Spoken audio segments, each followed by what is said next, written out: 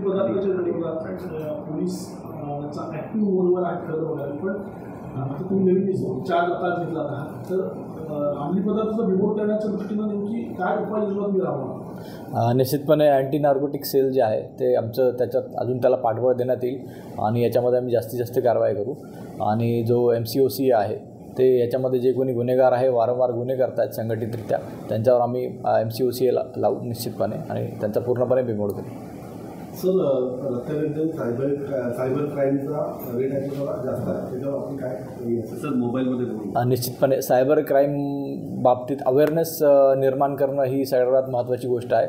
तर सायबर क्राईममध्ये लोकांमध्ये अवेअरनेस निर्माण करणे, तसेच ॲक्टिवली आम्ही सायबर क्राईमचे जे आमचे जे इव्हन डायल 112 असेल किंवा सायबर क्राईमचा जो स्पेशल नंबर आहे तो जास्तीत जास्त तो लोकांमध्ये स्प्रेड करून, जनमानसात स्प्रेड करून सायबर क्राईम संबंधी गुन्हेगारांवर आळा घालण्यात येईल आणि कारवाई करण्यात येईल. सागरी सुरक्षेच्या दृष्टिकोनातून कोणते आमचं सागरी सुरक्षा दल जे आहे ते ॲक्टिवेट करण्यात येईल. तसेच जे आपले मच्छीमार बांधव आहेत त्यांच्याकडून जास्तीत जास्त आम्हाला ते आमचे कान आहेत, ते आमचे बंधू आहेत, त्यांच्याकडून जास्तीत जास्त माहिती गोळा करून ॲज अ इंटेलिजन्स आम्ही एकत्रितरित्या त्यांच्यासोबत काम करून सागरी सुरक्षाला कसं स्ट्रॉंग करण्यात येईल त्याच्या संबंधी आम्ही कारवाई करू. ग्रामीण पोलीस स्टेशनच्या हद्दीत एका हॉटेलमध्ये सेक्स स्कॅन्डल घडलं होतं, तर याचा तपास अजून पोलिसांनी पाहिजे तसा केलेला नाही.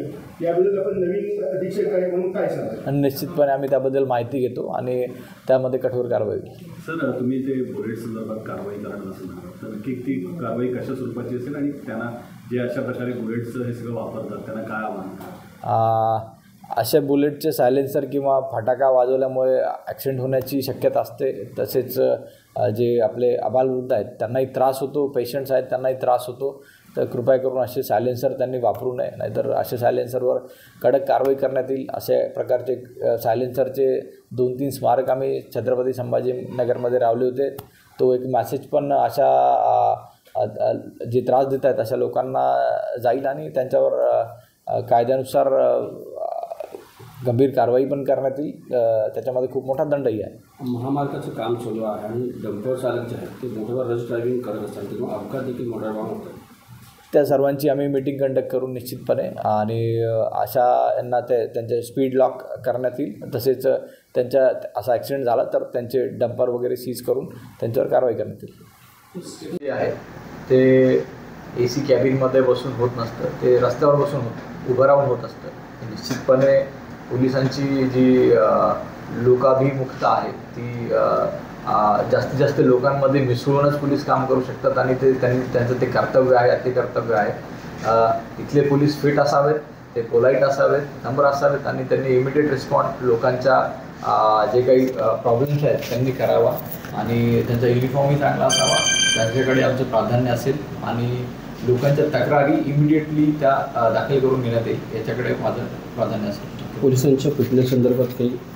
निश्चितपणे पोलिसांच्या फिटनेस संबंधी मी स्वतः माझ्या फिटनेसकडे खूप लक्ष देतो. त्यामुळे आपलं पोलीस दल जर ते फिट असेल शारीरिकदृष्ट्या तरच ते मानसिकदृष्ट्या फिट असेल असं मला वाटतं आणि त्याच्याकडे आम्ही आमच्या अंमलदार आणि आमचे अधिकारी जे आहेत त्यांच्या फिटनेसकडे आम्ही लक्ष देतो.